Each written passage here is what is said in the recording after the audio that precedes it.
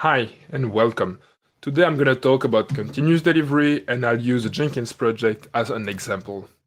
My name is Olivier. I'm the infrastructure officer for the Jenkins project. If you have any question, you can still contact me on Twitter or I'm available on other channel as well. Before we go into the topic, I would like to take a few minutes to clarify a few important elements so we all agree on the same thing. The first one is continuous delivery. What's continuous delivery? Different people have different definition of continuous delivery. And in my case, I really love the one done by Jason Bell and David Farley in their book, where they define it as iteratively and incrementally deliver value to the customers. So for me, there are four important words here, iteratively and incrementally. So we just want to move step by step. And finally, that notion of values that you bring to customer. So whatever the tools that you are doing, whatever the process you're following, in the end, you want to make your customer happy. So the question is more, are you doing continuous delivery? I'm pretty sure you do. So it's definitely not a new concept. People have been doing that for decades. But instead, the question is more compared to what we learn especially over the past decades, using books, the improvement made on the tool, the studies, using the metrics that you can use, like time to market.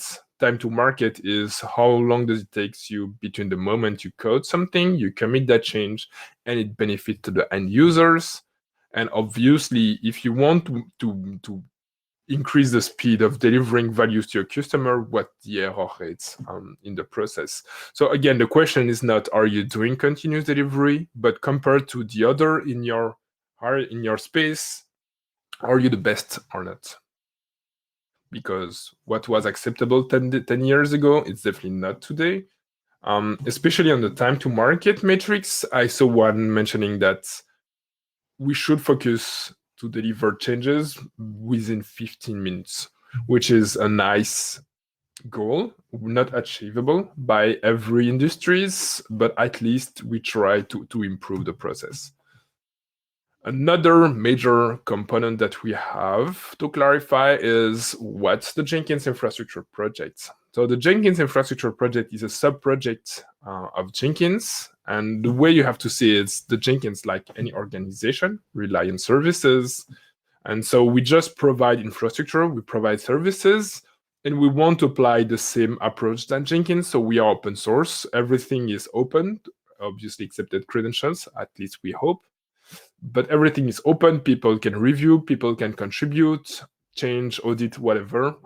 So we try to be as open as possible. So we have some specificities. So the first one that we have to highlight are the customers. So in the project, we have three kind of customers: Jenkins users. So the Jenkins users are the people who just use Jenkins websites to have information, let's say how to install Jenkins, how to use Jenkins.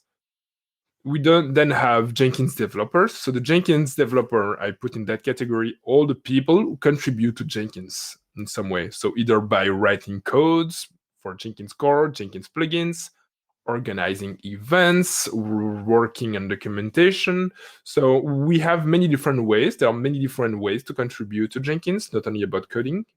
And so we also provide services and processes to help them to improve Jenkins. And finally, the third kind of customers that we have in the Jenkins infra projects are Jenkins instances themselves. So when Jenkins, let's say, want to update a plugin, want to install a plugin, we provide the services that tells you which plugin version is available for your specific Jenkins core. Either it's stable or weekly. And this is the kind of services that we can provide.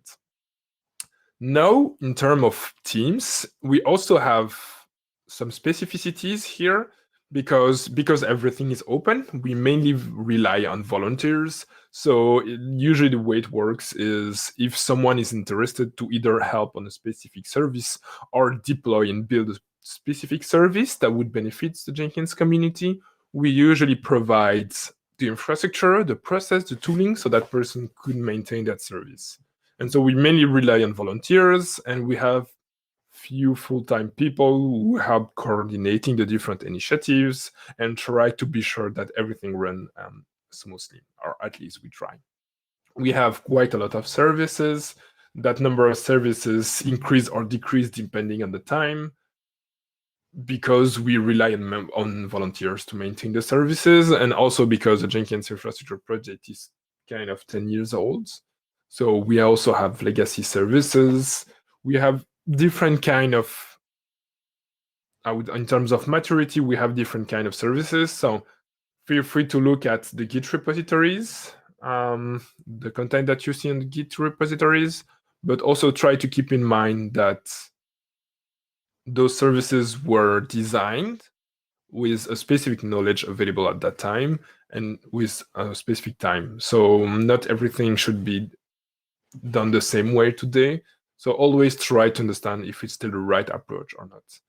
And finally, as I said, everything is available on Git repositories. So we rely on the Jenkins Infra organization on GitHub, where you can find more than 100 Git repositories. So now let's look at what's the framework, how we do continuous delivery. So in the Jenkins project, we have a lot of different kind of components, either custom application, infrastructure codes, and many other kind of components. But whatever Git repository, we always have focus on those 5 areas.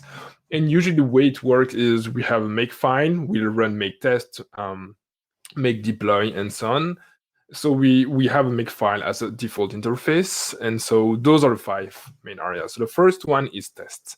The goal of this section is to have different kind of tests, but at least to catch as many errors as possible. And so by catching those errors, it helps us to increase the trust that we have in the code. It's really important because the infrastructure team is composed of volunteers. Those people are working from different time zones, different places on the globe. And so it does not, the person who merged and deployed a change, is not necessarily the same one who wrote the change. And so we want to be sure that we can catch as many errors as fast as possible. The second major area is about policies. So the policies are not there to catch errors, but they are there to define conventions. So different maintainers talk about the same thing. We have security policies in place, and we have different areas that we would like to improve. The third area is about continuous deployment. That's really important for the project to be sure that we don't rely on a single contributor to deploy a change. So we want to be sure that we have a process to deploy change automatically, securely, and as fast as possible. We use specific tools to continuously update our infrastructure. So the idea here is we rely on tools that run on a regular basis, let's say once a day, once a week, and they open pull requests with changes. The fifth area is about observability. So while we don't deploy specific component at that moment, we just want to be sure if it's possible to have logs collect metrics or trace where we work on a Git repositories. So we rely on different tools like Datadog, Grafana, and others. And so we want to be sure that when we introduce change, when we automate something, we have ways to measure that to know if we are doing better or worse. So we always try to automate that full process.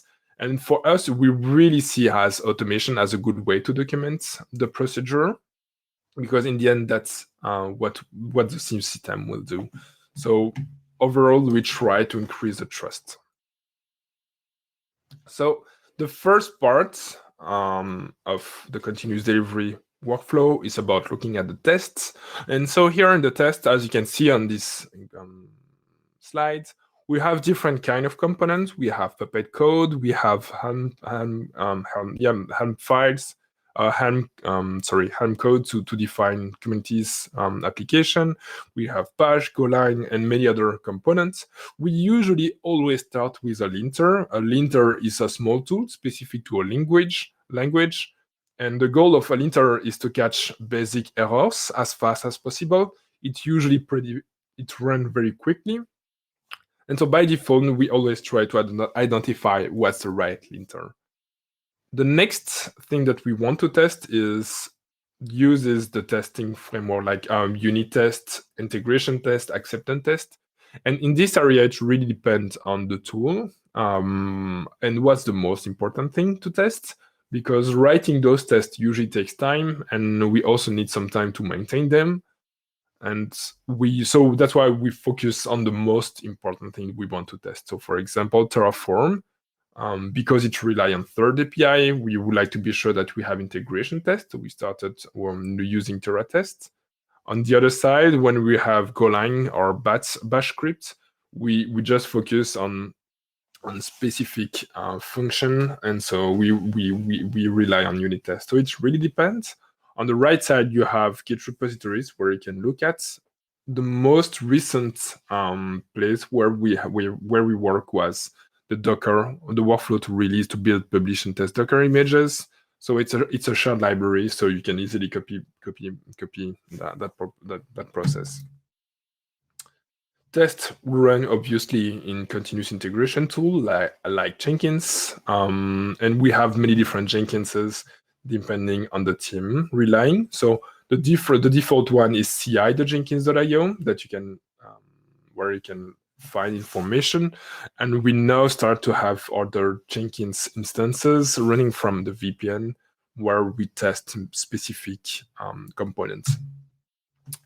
The next major area is about policies. So the policies, it's really important to understand the distinction between a policy and a test. A policy is there to define a contract between the maintainers.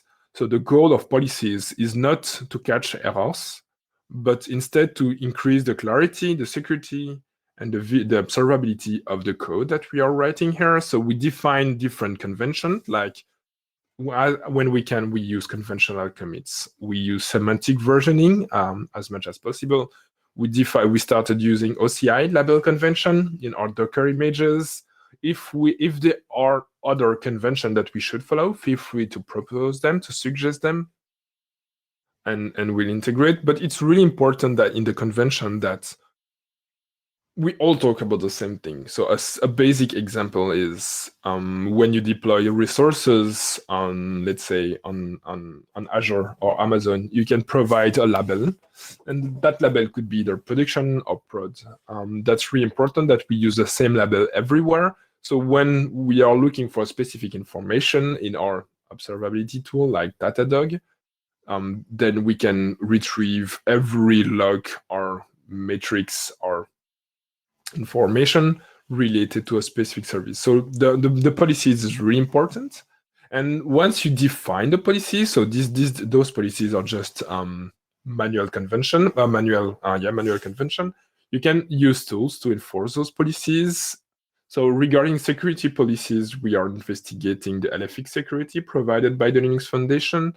We started using Falco as well, but we are still at the beginning of the process, and we have other tools that we would like to bring. So if you have any expertise in that area and want to help, feel free to reach out. We definitely have a lot of improvement to do in the project. The goal of policies is obviously to bring trust, like test, like anything. We want to build a process to automate everything, and we want to be sure that we trust that process. The next step, we usually, after doing some tests, ensuring that the policies are passing, is about what the continuous deployment look like. And the reason why we want to do continuous deployment is because we want to be sure that we don't rely on a specific maintenance machine to deploy something, like Jenkins release or other. So we usually have two main kind of tools. So what I would name generic tools, CI, like Jenkins or GitHub Action or whatever the tool you want to use. But in the case of Jenkins, we use Jenkins. You change something to a Git repository, and then Jenkins pick up those changes and will apply. So typically, we have a Jenkins file where we run Terraform or Helm file. And so in the case of Terraform, we manage our Datadog account, our Amazon account, or Azure account. In the case of Kubernetes, we use Helm file. The benefit of relying on Jenkins is it brings you flexibility. You can just combine the different commands the way you want. You can run tests. You don't have to maintain additional services. You don't need a specific expertise. You just rely on the tool that you already deployed anyway. Just be sure to protect your credentials, because then it become a nice target. But anyway, that's a different story. So either we have generic tools, or we have what I would name specialized tools. So specialized tools are tools that were designed, built just to fulfill one specific job. In the case of Puppet, you have the Puppet Master. You deploy the Puppet Master. And so the Puppet Master will be sure that your Puppet agent have the right codes, have the right definition of what the service should look like. So in this case, the process is kind of similar. We push changes to a Git repository, and those changes are propagated to the Puppet Master, and the Puppet Master run the agent. The benefit of that is usually have a more efficient tool. You can also have metrics. So for instance, Puppet Master will tells you what machine was changed when, or failed, whatever. And so we can go back quite far in the past. We could also see Kubernetes as a specialized tool to deploy, because you define Kubernetes resources, and then Kubernetes will be sure that you have the right amount of containers running on the right nodes. And it can deploy like load balancers, services, and so on. So we could also see as Kubernetes kind of those two locations. Those are the kind of tools running at the moment. We may bring more in the future, but usually for us, it's just easier to first rely on Jenkins to deploy things. And once we have the time, and once we have a specific need, then we move to a more specific tools.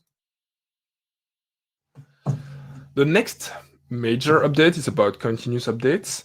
And I think it's really interesting, because not every... So this is something that we started doing, I would say, 1 year or 2 years ago. And we learned a lot in that area, and it helped us a lot. So the first major benefit of doing continuous updates is about identifying changes in downstream dependencies, so either a feature or bug.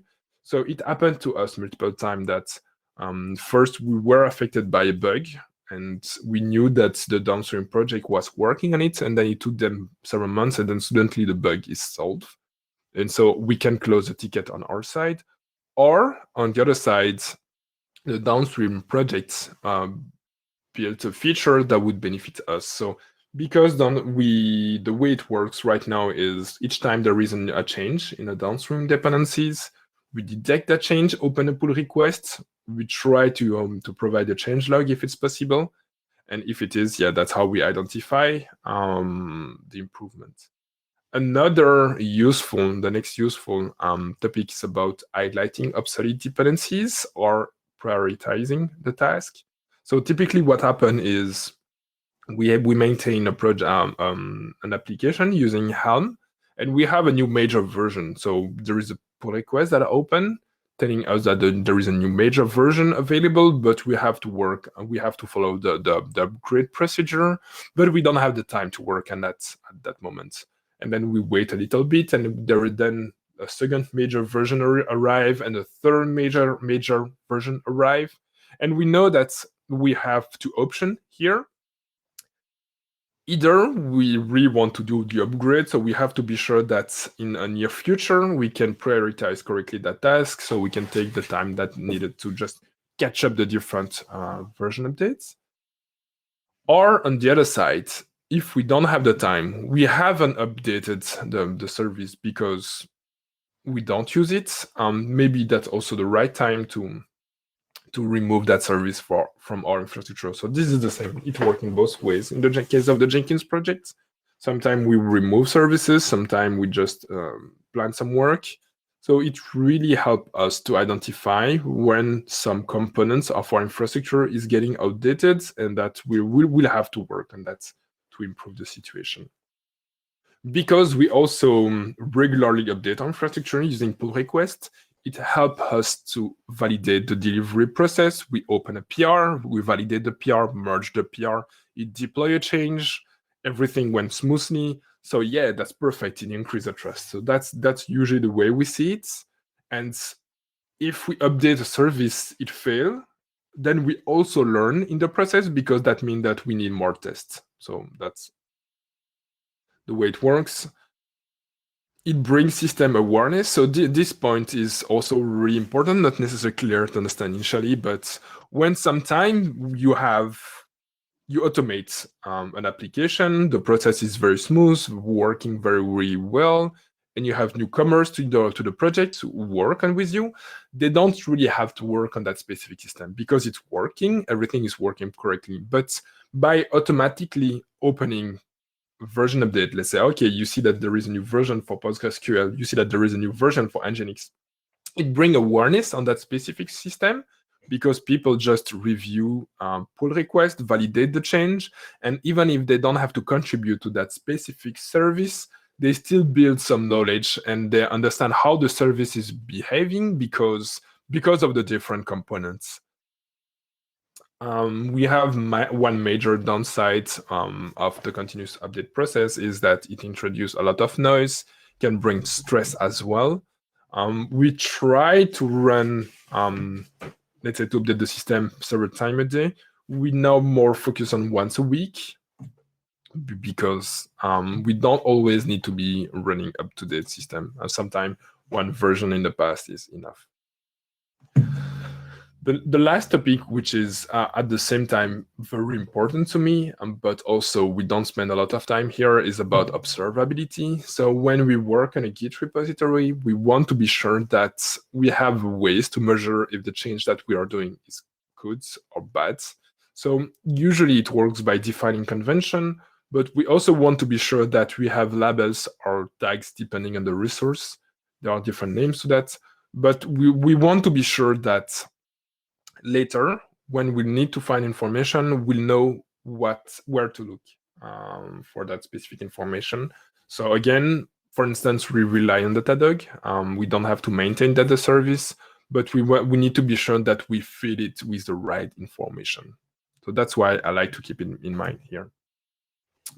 So this is what the process looks like for every Git repositories. So again, not every Git repo that we maintain have the same level of quality. So if you look at one of them, find some hole, feel free to report them either to me or another Jenkins infrastructure maintainer, and we'll try to do. But in the end, we also rely on people to help us maintain Jenkins infrastructure projects.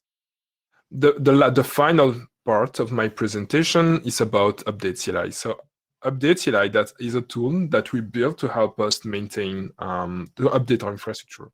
So on the project, we rely on Dependabot because it's working very well in GitHub.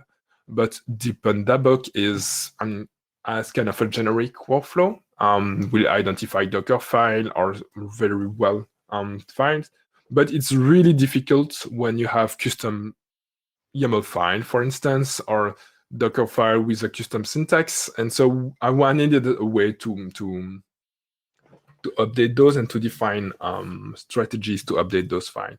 And so that's how I started working on Updatecli. So I'm going to show you two different demos. The first one is how it works. So Updatecli, as you can understand, is a small CLI where you specify an update strategy file. So in this case, let me show you. I was not on the demo. Sorry. So let me restart this demo. So Updatecli is a small CLI. So you use it to in combination with update strategies. And Updatecli, we ensure that your YAML file, your Docker file, your Helm charts are up to date. So in this case, I'm on the Jenkins-infra GitHub organization on the Git repository Jenkins infra. And inside you have a directory named Updatecli. So that's where we regroup Updatecli configuration. And so I'm going just to give you an overview of what it looks like. Config, Updatecli, let's take Jenkins-ATS. We can specify some values. So values are just parameters that will be injected in the code templates. and diff. And so if I run here, Updatecli will check out the Git repository into a temporary location and then run a bunch of operations. So the first one is it search for an information. What's the source? So in this case, we are looking for the latest Jenkins LTS version, which is this one as of today. We get the changelog, which is here. We are fetching that information from GitHub releases. We want to run basic condition. So in this case, what we want to do is we want to be sure that the Puppet code has a directory era data and inside command.yaml file. And we want to be sure that the command.yaml file has a key profile, the colon build master, colon Docker image set to Jenkins. So we just want to be sure that we are using the correct Docker image name. And finally, the target will update that key Docker tag. So profile, colon build master, Docker tag. And so in this case, it see that we are running the previous version, so we can update. So this run was just a dry run. So I haven't changed anything. And so it tells us that, attention, we have to update the Updatecli. So that's how it works. So everything is fine. I'm going to show you what a template looks like. So that's a very basic run.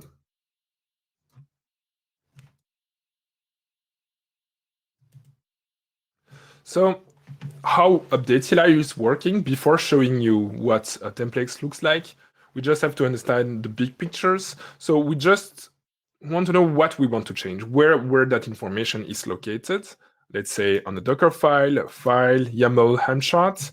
We can apply a bunch of conditions like do we have a specific Git tag available? Do we have a specific Git release? So if the condition is not passing, we stop here. And finally, the what source we want, what information we are looking for. And so when we run Updatecli, it works the opposite. It first search for the source information, inject that value into the condition. If the condition is passing, it inject that into the target. That's the big picture. Let's now look at what an Updatecli configuration looks like. So as I mentioned, we can combine the different components together. So in this case, I will just read the one that updates Jenkins. Jenkins Docker images managed by Puppet. Set syntax. So we start by defining the sources where the information is coming from. So we know that we want to update the Jenkins. So we use the Updatecli resource type Jenkins. We provide some parameters. So we want to retrieve the latest release table. We can apply conditions. So in this case, we want to be sure that a YAML file has a specific key value located on this Git repository on this specific branch. We could also test that the Docker image with that specific version exists on Docker Hub. And finally, if the condition are passing, we update the target. So the target in this case is a YAML file, and we specify the file, the key, and the value is injected based on the source. And we then update the Git repository using the pull request. So we commit the change, we push the change, we open a pull request, someone validates, and we continue and we move forward. So if now I take another, instead of fetching the latest stable version, I fetch the latest weekly. The idea is exactly the same. Diff. That's pretty fast. And so because it's a CLI, it integrates very well in Jenkins or your CI environments. So we just run these commands once a day, twice a day, depending. And so in this case, we see that it retrieved the latest weekly version as of today, fetch a changelog, and then we'll update because we are changing from a stable version to a weekly version. So these are all for the demo today. If you're curious about the tool or have more questions, feel free to reach out. The idea is it should be pretty simple. You write a YAML file and then run Updatecli against it. I'm running out of time, so thank you for watching this video and feel free to ask any question you may have in the future. Goodbye.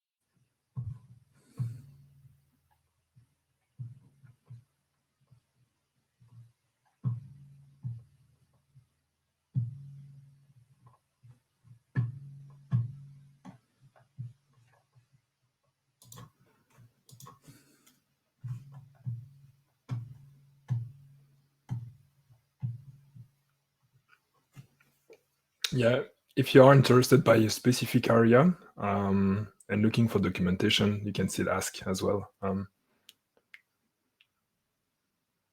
That's the nice thing about working on an open source project.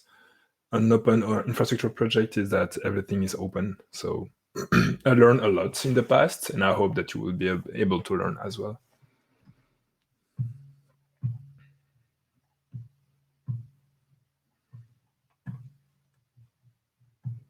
So any question?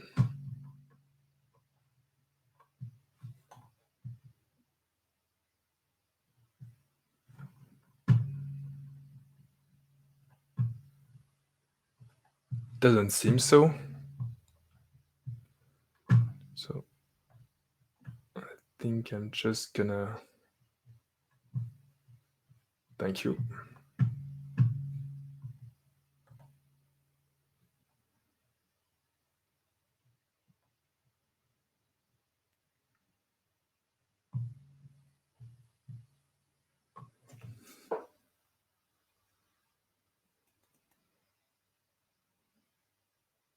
And if you are curious also by the Jenkins infrastructure project, we run open weekly meeting every Tuesday. So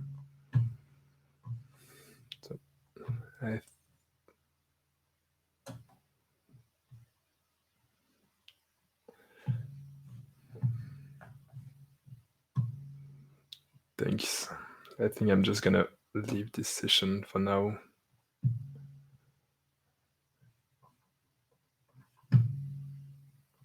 Is this a question for me, Oleg? Yes. So the area to contribute really depend on your interests. We have Kubernetes.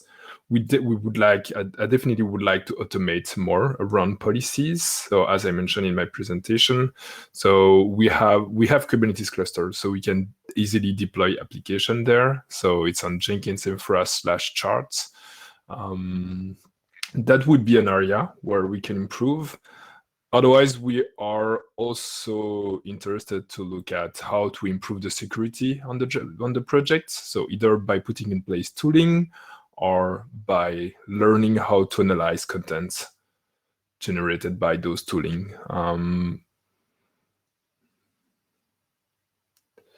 So what are the challenges of running many different tools? So the challenge is the context. So it's switching context all the time because we have a lot of contributors who contribute to a specific area. They are around for several years, and then for some reason they are not available anymore. And so you need to either build knowledge on those specific application, or identify contributors interested to improve. So a typical example is the plugin site.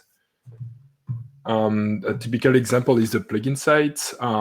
It stayed for 1 or 2 years without really evolving until Gavin Mogan picked up the project and make it evolve a lot. And so it's more, the biggest challenge I would say is definitely around knowledge transfer. So the second question is, what would you lose by standardizing on specific tool? That question is, I think, quite easy. So people contribute to the Jenkins infrastructure project because they want to learn on a specific topic. And so obviously when you have, I would say, a hot topic in your infrastructure, it's easier to identify contributors because they want to practice, they want to learn. At the same time, you sometimes have applications which are really stable using toolings, very stable, but people don't want to contribute to those anymore. So for instance, we use Puppet. We use Puppet in our infrastructure. It's working great. I mean, it has downside too, but it's working great. And we have less people at the moment interested to contribute and to work on that specific area. But it really depends. Usually like one contributor is interested by a specific area, pick up task and just build this knowledge on that area. So I'm going to, I hope that answering your question. So to Oleg's question, how do you feel about multi-cloud infrastructure and why do we need them in Jenkins? that question is okay. So the Jenkins infrastructure projects rely entirely on sponsoring. So we don't have budget. We don't. I mean, the Jenkins project is everything is based on sponsoring. So we have Azure, we have Amazon, we have rack space, we have infrastructure running on OCUSL. I mean, we have quite a lot of infrastructure. The challenge is sometimes sponsoring stop, and then we have to find someone else to pay either the bill or just to find another sponsor. And when we have another sponsor, we have to move the part of the infrastructure to a different location. That's how it works, because finding someone to pay the bill can be difficult. And just to give you an idea, the budget for 2020 was around $2,000. And that's only for the part that we can estimate, because many sponsors don't even give us access to the billing. So we have a multi-cloud strategy because we don't really have the choice. And that's the reality. Sometimes it's frustrating because we have to migrate application that were working very well on a specific cloud vendor, but just because we don't have the money to run there, we need to find options. And for us, using Kubernetes is quite useful because you can just deploy a Kubernetes cluster, and it's easier to redeploy the same application elsewhere. I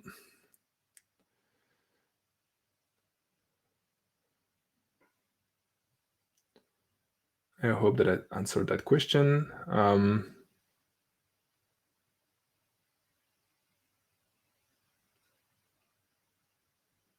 Yeah, I see that Damien is answering.